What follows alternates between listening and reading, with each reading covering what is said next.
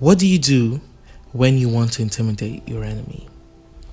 What do you do when you want to make sure that someone never dares to go against you again? What do you do to cripple the opposition? You sow doubt, you take their courage, you take their zeal, you take their faith. Any man without courage is useless, because it takes courage to be successful. It takes courage to win. It takes courage to walk out in the middle of a storm and shout, "Peace, be still." It takes courage to take risks and make big decisions. It takes courage to hold on to a dream even when the current circumstances don't look remotely close to what they should be. It takes courage to stand tall in the midst of adversity when the odds are not in your favor.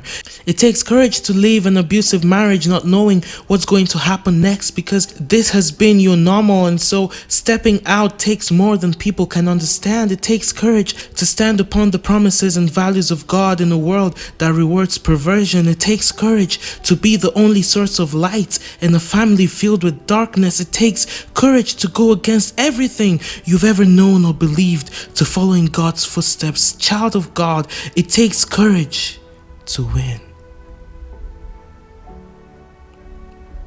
So what the devil does is that he sows seeds of doubt.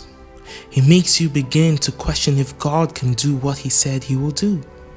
Just like in the Garden of Eden, the devil began to question Eve's resolve and faith in what God had said.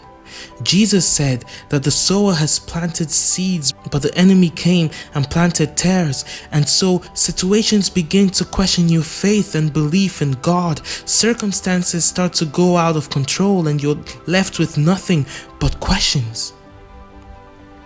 And you slowly start to doubt. Fear of the unknown creeps in, and in that moment, the devil robs you of your courage. The children of Israel witnessed miracles unfold before their very eyes. The split seas won battles. The Bible even said that their clothes and shoes grew on them. They were fed with manna from heaven. Unexplainable things continued to happen before their eyes, but when it was time to grab hold on their promise, when it was time to get all that they and their parents had labored for, on the brink of their victory, the devil stole their courage. And when Moses sent them into the promised land, they came back with the reports saying that the men are mightier than we are.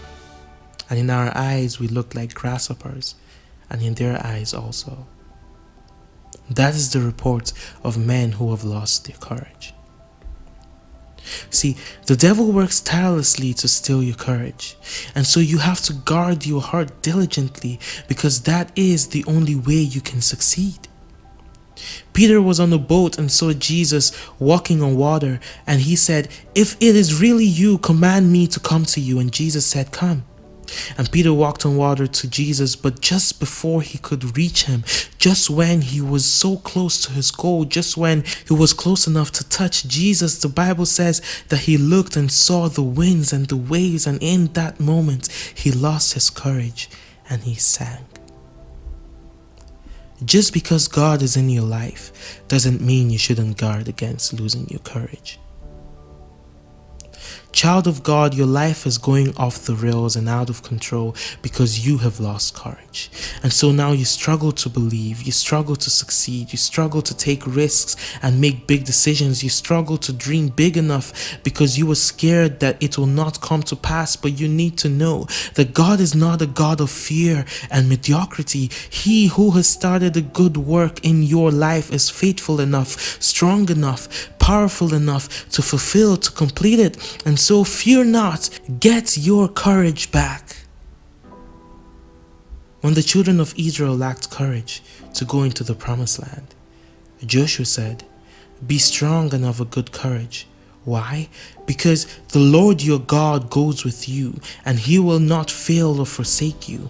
When David was feeling down and dejected, the Bible says that David encouraged himself in the Lord. When the disciples were scared after Jesus was killed, Jesus said to them, "Be of good cheer, because I have overcome the world." So if any of you lack courage, it's time to take your courage back by encouraging yourself, not in your power, not in your ability, not in the fact fact or the reality of things, but in the Lord and in His ability and in His power, because He is God and He will not leave you nor forsake you. Child of God, it's time to get your courage back. Hey, thanks for watching. Please subscribe to this channel so that you don't miss out any of the new videos we're going to be putting out. Like this video and share it with your friends and family and other people that you think would benefit from this video. Growth Addict, grow your faith.